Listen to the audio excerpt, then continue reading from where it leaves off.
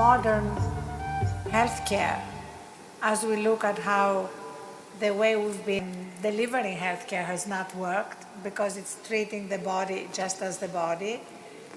We see now with all this recognition that we are more than the physical body and that our mind and our emotions and our spirit have an impact on our health and well-being. And that scientific data is beginning to change the way we look at healthcare provision. I mean, right now in the States, 75% of our healthcare costs are because of preventable chronic diseases, many of which have to do with stress.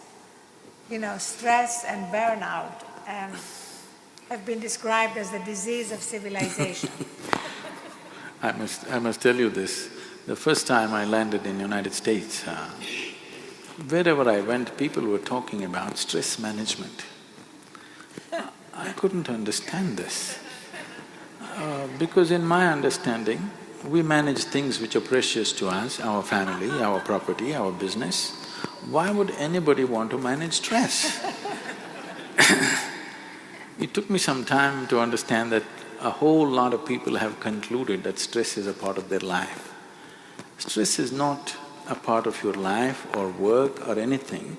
Stress is just your inability to manage your own body, your mind, your emotions and your life energies.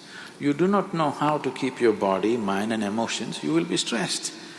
Stress means the inner dimensions of who you are is under friction.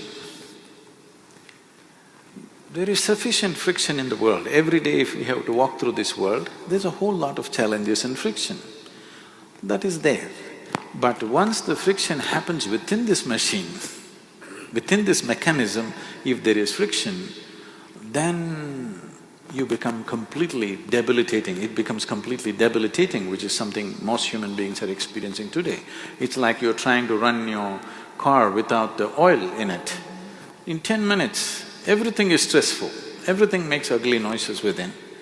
Right now, people are going through this and it's causing a whole lot of psychosomatic diseases that people are suffering.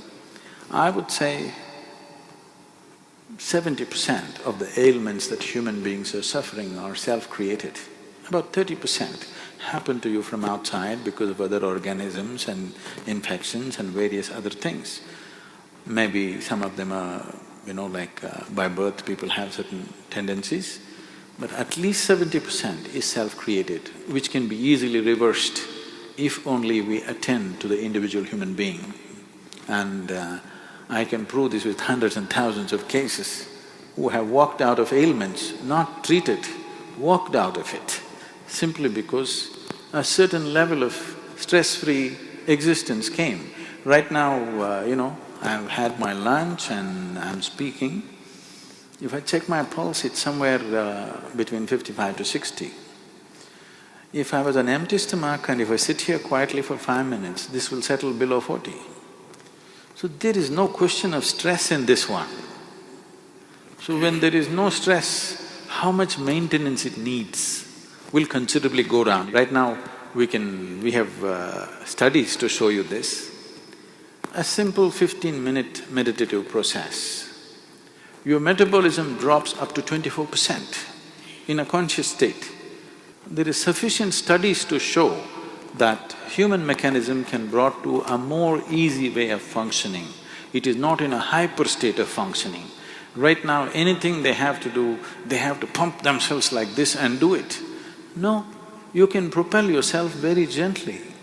You can propel yourself, when I say gently, not necessarily behind somebody, not necessarily at a lower level of performance. Human mechanism can be made to function at different levels. If you're in a certain state of tranquility within yourself, right now I'm made like this, if I close my eyes, world just vanishes for me, it doesn't even exist for me.